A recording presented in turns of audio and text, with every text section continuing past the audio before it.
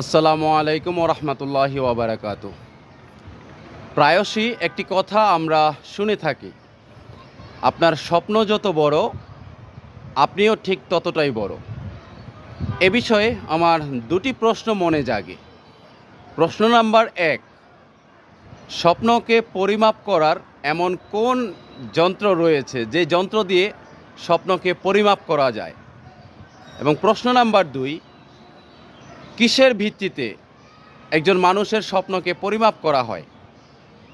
উদাহরণস্বরূপ, একজন মানুষ সে তার ব্যক্তিগত জীবনে খুব সাবলীলভাবে, সাধাসিধেভাবে, হালালভাবে রুজি অন্বেষণ করে এবং হালালভাবে তার জীবনটাকে পরিচালিত করতে চায় তার স্ত্রী সন্তান পরিজনকে নিয়ে।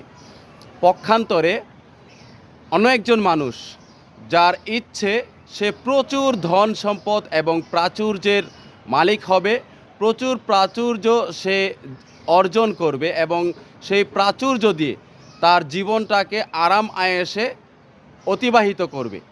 এখানে কার স্বপ্নটি ছোট এবং কার স্বপ্নটি বড় বলে আপনাদের মনে হয়?